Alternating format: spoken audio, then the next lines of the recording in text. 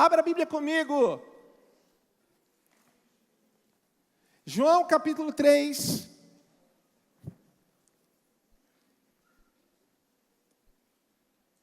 Versículo de número 16. Diz assim: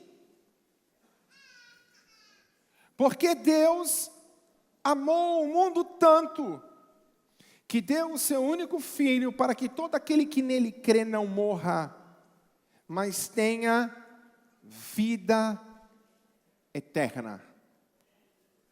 Deus amou o mundo tanto, que deu o seu único Filho, para que todo aquele que nele crê não pereça, mas tenha vida eterna. Talvez um dos maiores problemas do mundo chama-se pecado. Nós estávamos no discipulado alguns dias atrás e eu estava perguntando a eles o que é pecado. Você já pensou o que é pecado? Eu lembro que eu era jovem, um adolescente, um menino me perguntou na escola: Felipe, o que é pecado? Eu falei: pecado é tudo aquilo que desagrada a Deus. E ele: mas o que é que desagrada a Deus? Eu falei: tudo que está na Bíblia. E ele: mas o que é que está na Bíblia, Felipe? Eu falei: são tantas coisas. Na verdade, pecado quer dizer errar o alvo. Se o nosso alvo é Cristo, o nosso alvo é Deus, porque o homem não vive sem Deus, nós somos criados de Deus e precisamos estar em Deus para viver. Tudo aquilo que me afasta de Deus, tudo aquilo que me desvia de Deus, se meu alvo é Deus e eu erro, isso é pecado. A Bíblia diz que Deus fez e criou o mundo, o céu, a terra, criou o homem, tudo que Ele fez era bom, até que o pecado entrou no mundo. E a Bíblia diz que o salário do pecado é a morte. Mas é engraçado que o homem não morreu no dia seguinte, mas ali ele começou a morrer. O pecado nos corta de Deus e nos afasta de Deus. Engraçado que todos nós nascemos com uma coisa que se chama consciência. Nós temos consciência. Esses dias a Manuele, a minha filha mais nova de 2 anos, ela olhou para o William e ela deu um aperto no William como se fosse beliscá-lo. É que ela não tem força para beliscar, mas eu acho que a intenção dela era essa. O William gritou: pai, a Manu me bateu. Na hora que a Manuele bateu nele, ela correu para trás da cortina e se escondeu. E quando eu cheguei ali, eu olhei bem e falei: Manuele, ela olhou para mim com aquela cara de que eu fiz alguma coisa errada. Eu nunca tinha dito para ela que ela não poderia beliscar o irmão. Ela ainda era muito nova. Mas ela tinha consciência que ela fez alguma coisa errada. A consciência dela estava acusando ela. Sabe, nós temos consciência. Você não precisa ser um cristão para saber que você errou. Você não precisa ser alguém criado na igreja para você saber, ou conhecer os dogmas da igreja, para você saber se você pecou ou não. Todos nós nascemos com essa consciência. E é engraçado que quando nós temos a consciência do erro, é como se algo viesse sobre nós e começasse a nos acusar. E é como se nós começássemos a carregar um peso muito grande. Se você conhece a verdade, quando você vem na igreja e você errou, parece que todo mundo está olhando para você. Parece que a tua adoração não sobe e existe uma parede de concreto que te separa de Deus, porque a Bíblia diz que o nosso pecado nos separa de Deus. Será que você está entendendo? O pecado traz para nós um fardo que nós não podemos carregar. É como se todos os dias nós acordássemos e quiséssemos desviar ou nos desviar da nossa consciência. Você não precisa dizer para um pecador que ele é pecador. Mas é engraçado que esse pecado que nós cometemos vai nos destruindo a cada dia. O pecado de Adão foi destruindo a sua família, seus filhos, um mata o outro. E depois ele perde o contato com o filho porque ele precisa agora fugir e ele começa a andar errante. A família de Adão é destruída. A humanidade começa a ser destruída por causa da consequência do pecado, que é a morte. E assim nós estamos vivendo hoje. Muitas pessoas estão se destruindo, muitas famílias estão se acabando por causa do pecado. É como se nós carregássemos um fardo que ninguém vê, mas só nós sabemos que estamos carregando ele. Como se nós nos desviássemos da presença de Deus todos os dias, porque nós não conseguimos encará-lo. E olhe bem, o mais normal do homem é quando ele peca, é esconder o seu pecado. Então todos nós fingimos que somos bonzinhos. A gente chega na igreja, olha aqui, e aqui só tem santo. O melhor lugar para um pecador se esconder é na igreja. Mas a Bíblia diz que todos pecaram. E nós somos destituídos da presença, da graça de Deus. Então começamos a andar errantes. E talvez Satanás te acusa todos os dias. E você olha para a sua família está se degradando. O problema não está nos seus filhos, talvez está nos pecados que cometemos e que os alcançaram. São as consequências dos nossos erros, o peso que a gente carrega todos os dias, que nós tentamos esconder de todos, até mesmo de Deus.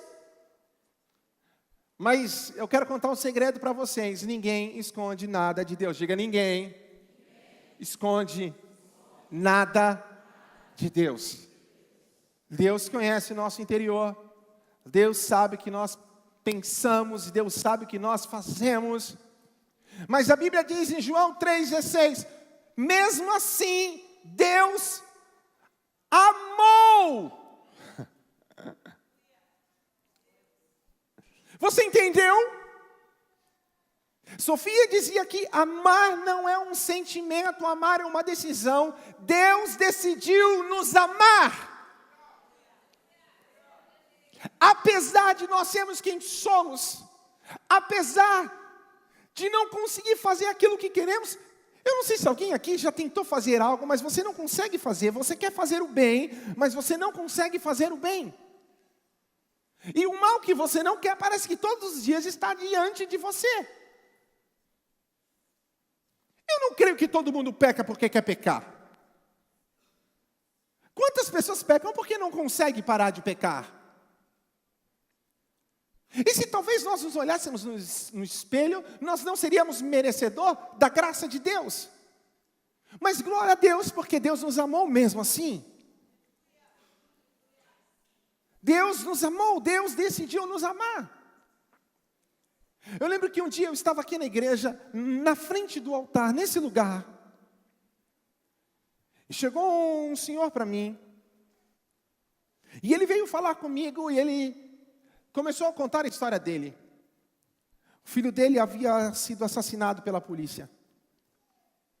Um menino de mais ou menos 12 anos de idade, 13 anos de idade, havia se juntado com algumas pessoas e foram fazer um sequestro. A polícia os pegou e atirou naquele menino. Ele morreu. E ele falava, pastor, o meu filho morreu e a culpa é minha. Quando ele ainda tinha uns 9 anos, eu tinha várias mulheres. Eu abandonei minha esposa e minha família. E tudo o que aconteceu por minha causa. E eu quero que o senhor saiba de uma coisa, pastor. Eu vivo com isso todos os dias da minha vida. Eu não mereço o amor de Deus. O amor que o Senhor prega, eu não mereço porque eu sou sujo. Eu não mereço. E eu falei, cara, Deus ama você, mas eu não mereço. Você já se sentiu alguém que não merece o amor de Deus? Mas a Bíblia diz que Deus amou a todos. E Deus não escolheu aqueles que tinham menos pecados ou um coração melhor que o outro. Deus não escolhe as pessoas porque alguém tem uma posição social melhor que a outra, porque tem dinheiro numa conta bancária do que a outra, porque é bonzinho e o outro é mau. Deus simplesmente nos amou. E quando Ele nos amou, Ele deixou de buscar os seus interesses, porque a Bíblia diz que o amor não é buscar o seu interesse. mas é buscar o interesse do próximo. E Deus deixou os seus interesses de lado para buscar aquilo que nós precisávamos para sermos salvos e para termos vida abundante. Deus tem um objetivo para nós. Não é só que você viva. Deus quer que você tenha vida abundante. Que eu possa andar, mas sem culpa. Que eu possa andar sem carregar o fardo do pecado que me aprisiona. Não importa se você é um cristão ou um não cristão, não importa se em algum momento você parou ou você caiu, o que Deus quer é estender a mão para você, para que você se levante e você continue a caminhar. Porque Deus amou o mundo de tal maneira que deu o seu único filho. E o amor, ele tem poder. Diga assim, o amor tem poder. Você conhece o poder do amor? Aleluia. Diga, o amor de Deus sobre a minha vida tem poder. Feche os seus olhos. Não importa a situação que você está vivendo. Não importa se você anda aprisionado. Não importa se você carrega uma carga do pecado sobre a tua vida. Eu quero que você declare isso. O amor de Deus na minha vida tem poder. Aleluia! Poder para nos dar esperança. Sabe o que é poder sonhar? Eu estava conversando com o irmão alguns dias atrás. E eu estava dizendo assim, eu nasci no Evangelho. Há 18 anos mais ou menos eu sou pastor dessa igreja. Eu nunca vi uma pessoa que chegou aqui, e aqui chegam pessoas com várias situações diferentes. Irmão, e com os problemas mais diferentes que você imagina, mais tenebrosos, com situações mais tenebrosas que você possa imaginar. E eu estava falando para ele, eu nunca vi alguém que chegou aqui com uma situação que aos olhos humanos parecia ser impossível de se resolver. Que ela não buscou a Deus ou o amor de Deus e não foi restaurada. Eu não conheço ninguém que realmente chegou nesse lugar, com todos os tipos de situações, e não se humilharam debaixo da potente mão de Deus, e não reconheceram em Deus o seu senhorio, e não se entregaram a Deus, que Deus não mudou a sua história. Eu não conheço. Sabe por quê?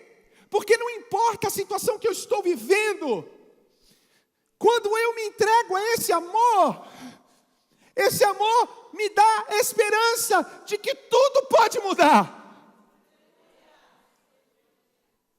Não importa se eu estou fraco, eu posso me tornar forte. Não importa se eu estou me afundando debaixo das águas, Ele vai estender a mão e vai me tirar de lá. Não importa se eu estou cativo, Ele vai atravessar a tempestade para me alcançar e me libertar. Não importa, meu irmão, se eu estou na escadaria de um poço e ali eu não posso chegar para ser curado, Ele vai até mim e levar a cura. Não importa se eu sou uma mulher prostituta, Ele vai me amar e Ele vai me perdoar. Não importa quem eu sou, o amor de Deus tem o poder de mudar a vida de todas as pessoas. Aleluia! Aleluia! E eu quero que você que entrou aqui nessa noite tenha uma esperança. Que o amor de Deus pode mudar a tua história. Não importa se você é um frequentador dessa igreja, não importa a situação que você chegou, não importa se você nunca frequentou uma igreja, não importa se um dia você se afastou de Deus, eu quero dizer para você que o amor de Deus tem o poder de nos dar esperança novamente. E eu quero que você entenda o que é a esperança. Quando eu namorava a Renata, eu tinha um sonho: casar com ela. Porque eu sabia que se eu casasse com Renata, eu ia ser o cara mais feliz do mundo. Foi ontem na Páscoa, eu não posso comer mais chocolate, é uma pena. Eu não como glúten, vocês sabem, né?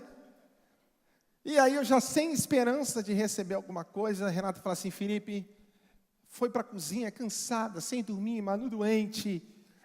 E ela vem com um bolo para mim, falou, esse bolo é para você, até você vai ganhar alguma coisa na Páscoa. Eu falei, nossa. Fez um bolo de chocolate sem glúten, eu falei, eu mereço. Irmão, mas deixa eu falar uma coisa. Quando eu namorava, eu não vivia isso. Eu sonhava com esses dias, mas ainda não vivia. A esperança é você sonhar com algo que você ainda não viveu. Você entendeu? Esperança. Eu sei que vai ser bom, mas ainda não estou vivendo isso. Porque para que eu possa viver isso, eu preciso ser fiel até o casamento. A esperança é quando ainda não houve uma entrega total. Porque muitas vezes nós queremos que Deus mude a situação, sem antes nós permitirmos que Ele nos mude. E eu vou falar para você o que é casamento. Casamento é uma aliança que quando você chega no altar, você se entrega a alguém e você não é, nada mais é seu, tudo é dela. Quando ela se entregou a mim, nada mais é dela, tudo é meu. No casamento existe uma entrega total.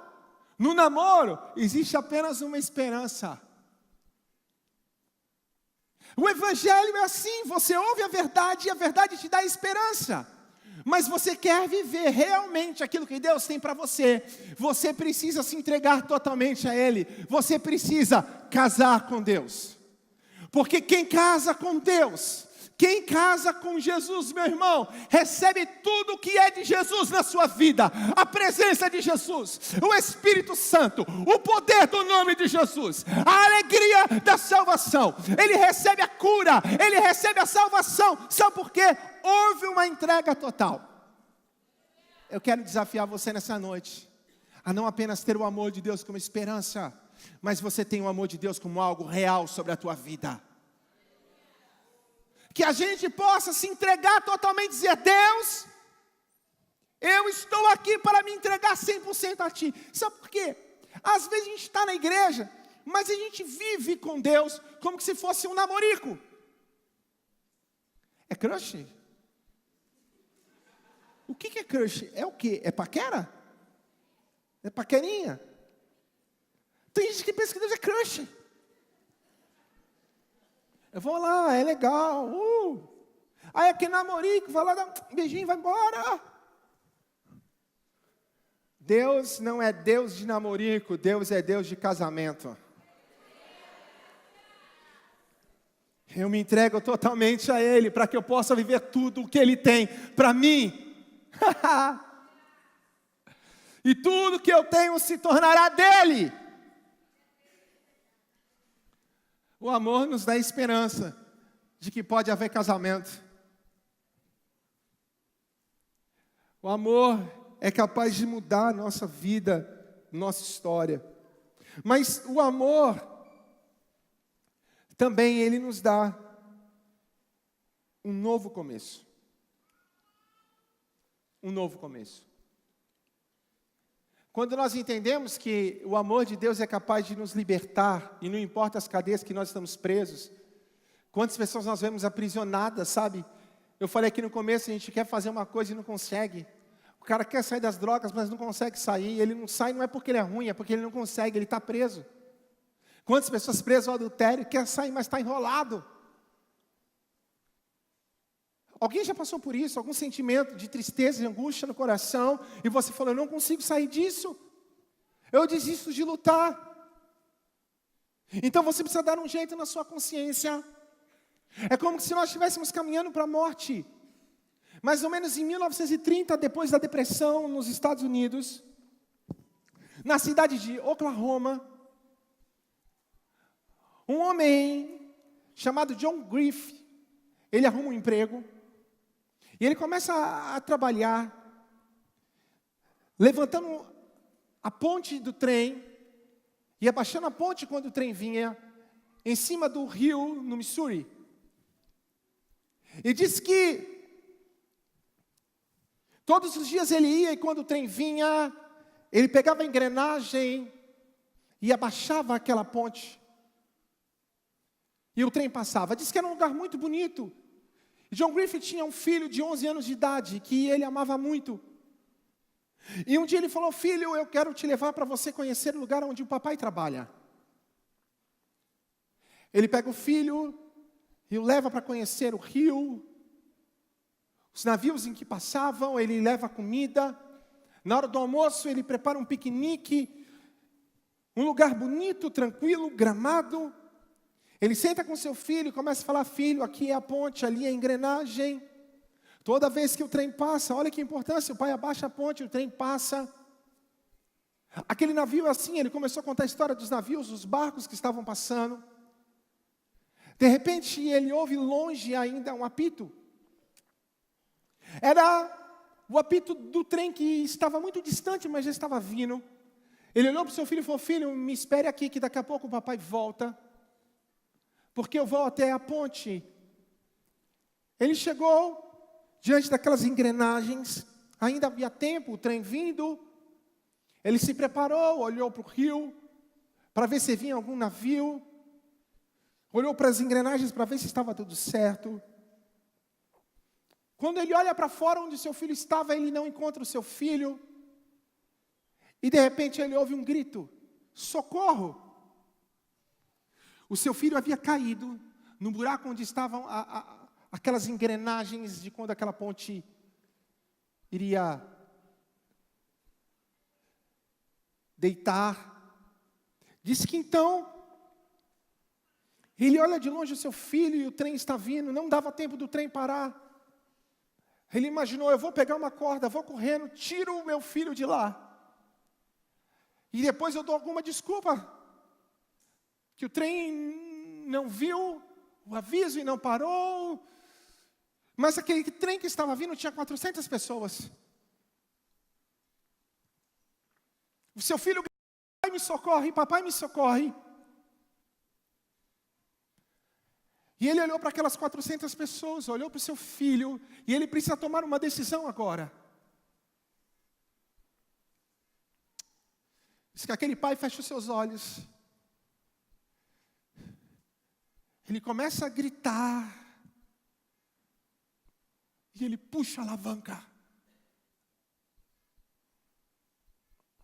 No momento que ele puxou a alavanca, ele deixa de ouvir a voz do seu filho. O trem passa. Quando ele olha para aquele trem, tem crianças correndo e brincando. Tem pessoas sentadas nas cadeiras. O maquinista estava lendo alguma coisa. E aquele pai gritando porque perdeu seu filho para salvar aquelas 400 pessoas. Aquelas pessoas estavam caminhando para a morte e não sabiam.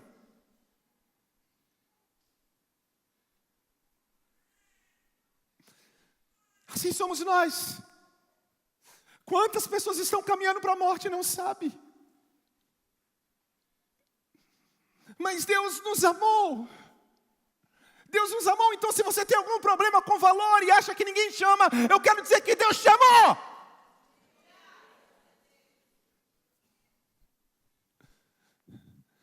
De tal forma que alguém morreu no seu lugar, para que nós pudéssemos estar aqui.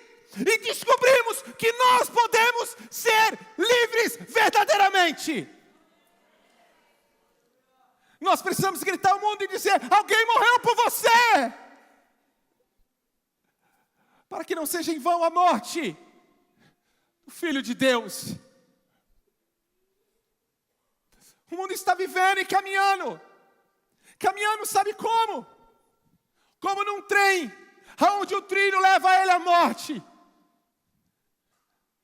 Mas o amor de Deus tem o poder de nos dar um novo começo.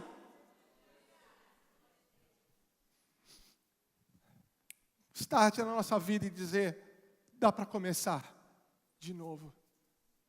Mas está tudo errado, não tem jeito. Dá para começar de novo. Dá para começar de novo. Dá para começar de novo. Nós ouvimos aqui Sofia falando, Jesus foi. Ninguém matou Jesus, gente. Ninguém matou Jesus. Jesus se entregou por nós. Jesus se entregou por você, Lucas. Por você, pastora Patrícia. Por você, Lívia. Por você, Leandro. Por você, Biel, Mateus, Renato. Nós estávamos naquele trem indo para a morte. Jesus olhou o filho e aquelas pessoas. E Ele decidiu nos amar e deixou os interesses dele de lado por você.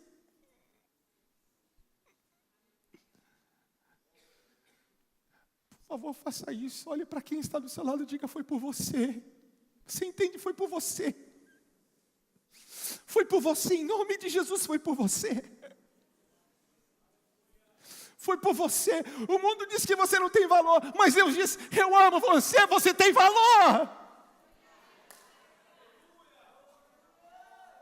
Você vale a vida do meu filho. Quando eu vi essa história, eu comecei a chorar, porque eu lembrei que eu tenho um filho. Que escolha eu faria? Jesus foi como uma ovelha muda ao matadouro.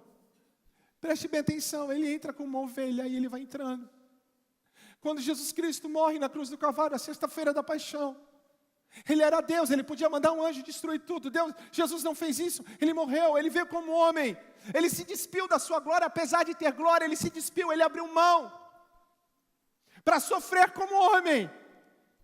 E Ele foi, Ele não brigou, Ele não quis reivindicar os seus direitos.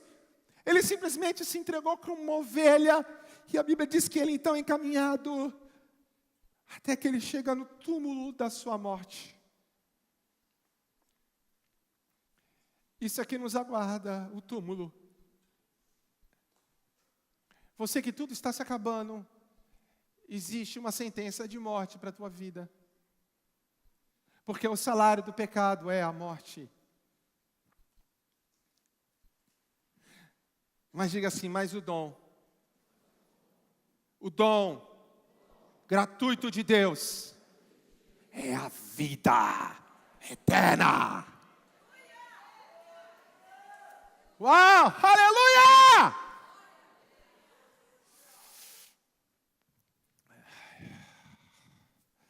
Jesus entra como ovelha. Todo mundo pensa, acabou. Mas Sofia falou algo, e isso desde o primeiro dia que eu vi ela falando, o meu coração está palpitando, mas ele ressurge como leão. Ele ressurge como leão. Imagina ele entrando com uma ovelhinha naquele túmulo. Matam ele, vai sendo carregado por alguém. Jogam ele no túmulo. Como se a morte o tivesse vencido. Mas eu fico imaginando no túmulo. Quando não tinha mais esperança. Quando todo mundo fechou a porta do túmulo. Foram embora para suas casas. Os discípulos de Emaús vão comentando no meio do caminho. Vocês viram o que aconteceu? Até que aparece alguém do lado deles conversando. O que aconteceu? Você não sabe. Sabe por que Jesus não estava mais no túmulo? No túmulo, imagina ele está lá com uma ovelhinha. Você sabe que eles morriam, eles ficavam enrolados. Daqui a pouco ele começa a desenrolar. Não mais como ovelha.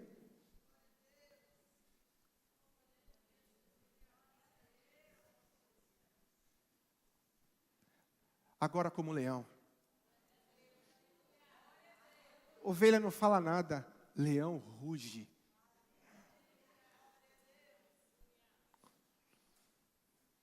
Quem abriu o túmulo? Imagina a hora que ele sai ali. O túmulo. Ele entra assim, ele sai assim. Sabe o que a Bíblia diz? que Ele vai até as partes mais baixas da terra, prega o evangelho de vitória, Ele chega para todo mundo, todos aqueles que estavam esperando para Satanás e seus demônios, eu venci. Tu acha que Ele venceu como ovelha, rapaz? Ele venceu como leão. Era o rugido do leão. Ele pega a cédula que era contra nós, Ele rasga a cédula que era contra nós, e agora Ele volta, porque a morte não pode detê-lo. Eu não sei em que nível você está de morte, mas a Bíblia diz que quem está em Cristo, nova criatura é. As coisas velhas se passaram. Hoje eu estava pensando sobre isso, quando eu vinha para a igreja. Quantas pessoas que nascem lá no meio em que não tem esperança alguma, foi-lhe roubada a esperança. Mas o amor de Deus tem o poder de nos dar um novo recomeço. Fazer tudo novo. E Ele diz, as coisas velhas se passaram e tudo se fez novo. Novo casamento com o mesmo marido.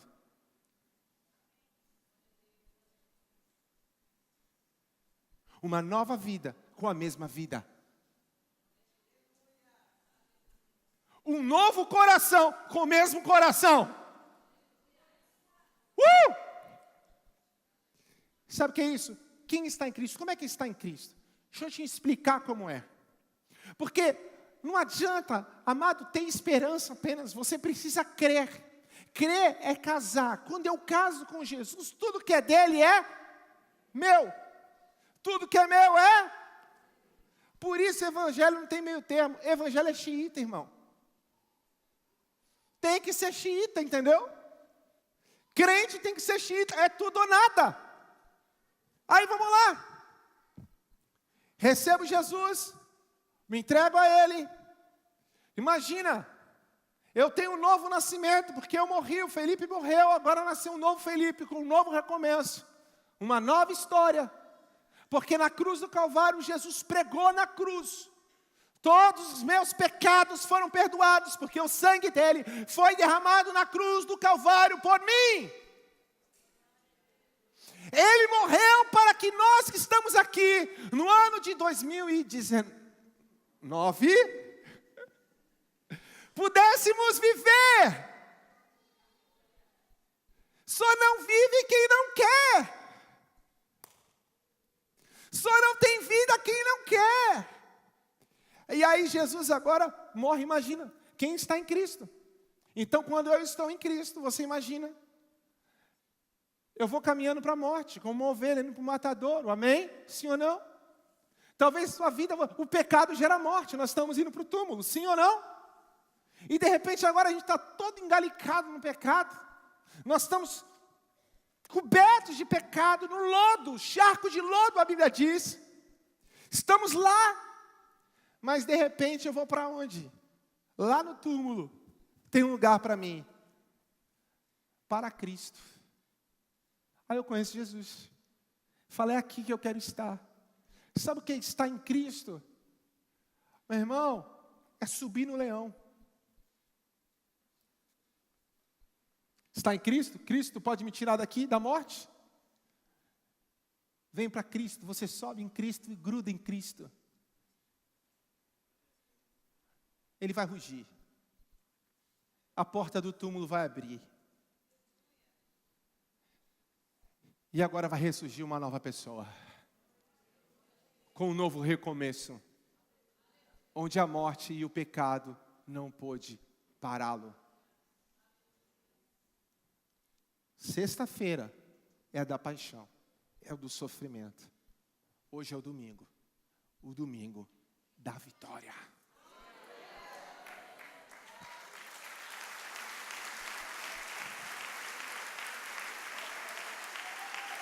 O domingo não é do cordeiro, o domingo é do leão.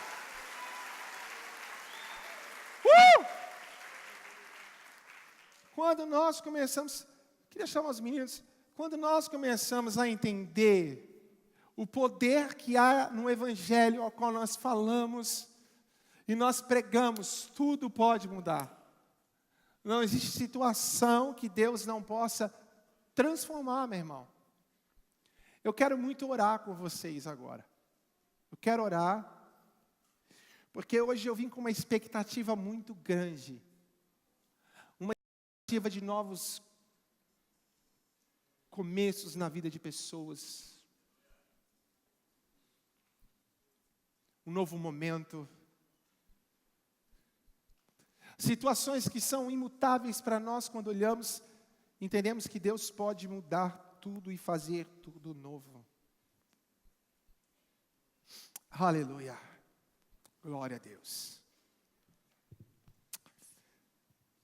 Eu queria que vocês ficassem de pé e vocês fechassem os olhos, por favor.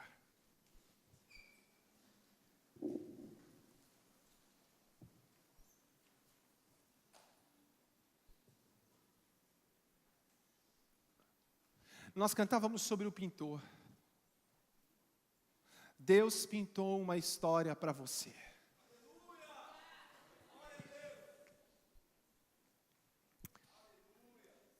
Lembre-se, a esperança é o namoro. Deus não quer namorar com a igreja, Deus quer casar com a igreja. O casamento é a entrega total. Eu quero muito orar nesse momento com vocês, por você que entrou aqui nessa noite, que ainda não entregou sua vida totalmente a Deus. Eu vim com um objetivo nessa noite, dizer para você que tem esperança, viu? Tem. Deus tem um novo começo para você. Mas novos começos precisam de decisões.